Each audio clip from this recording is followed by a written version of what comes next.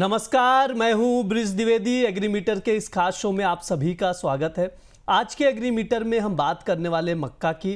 दरअसल देश की कृषि उपज मंडियों में मक्का की आवक में भारी गिरावट देखने को मिल रही है, साथ ही इसकी कीमतों में भी कमजोरी का रुझान बना हुआ है।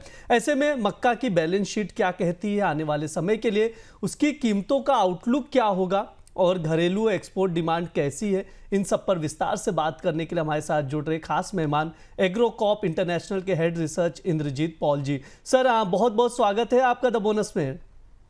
नमस्कार Preet ji, thank you for inviting me here. Sir, आज मक्के पर विस्तार से बातचीत करेंगे आपके साथ। सरकार ने अभी तक अगर देखा जाए तो उत्पादन का पहला अनुमान जारी नहीं किया है। आपके अनुसार, आपके मुताबिक खरीफ मक्का के उत्पादन को लेकर क्या कुछ अनुमान निकल कर आ रहे हैं? खरीफ मक्का का जो उत्पादन है इस साल का, ये पिछले साल से तो बढ़ के ही आएगी। लगभग 12% अपसाइड हम अनुमान लगा रहे हैं। लगभग 280 लाख टन के आसपास का मक्का इस बार प्रोड्यूस होगा खरीफ में, जो कि रिकॉर्ड प्रोडक्शन भी है। और इसका रीज़न यही रहा कि एक्रेजेस, अगर हम देखें, एक्रेजेस में भी काफ़ी इंक्रीमेंट आई थी इस साल, जो कि 13% अपसाइड थी खरीफ सीजन में। और लगभग एक्रेजेस भी 94 पॉइंट समथिंग का था, मतलब लाख हेक्टर्स का। तो अपसाइड एक्रेजेस भी 13% था। और मानसून भी हमने देखा है कि एबव नॉर्मली थी। खास करके जो भी मेजर मक्के वाले रीजन्स है, उधर भी मानसून का डिस्ट्रीब्यूशन ठीक ठाक रहा।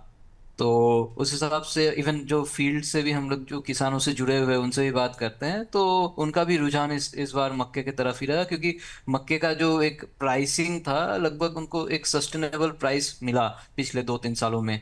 तो उस वजह से भी मक्के की तरफ एक्रेजेस शिफ्ट हुआ इस साल। और प्रोडक्शन भी इस साल हम रिकॉर्ड देख रहे हैं, जो कि 280 लाख टन के आसपास रह सकती है। सर, ये भी बताइए कि मौजूदा समय में आपके अनुसार मक्के के कैरी फॉरवर्ड स्टॉक की क्या स्थिति है?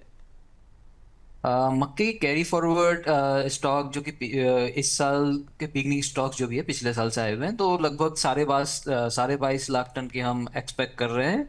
और डाउन द लाइन, जैसे अब मान लीजिए खरीफ में भी प्रोडक्शन थोड़ा बढ़ के ही आ रहा है 280 लाख टन के आसपास। और ओवरऑल प्रोडक्शन जो एक एस्टिमेट है यूएसडीए का, 430 लाख टन है।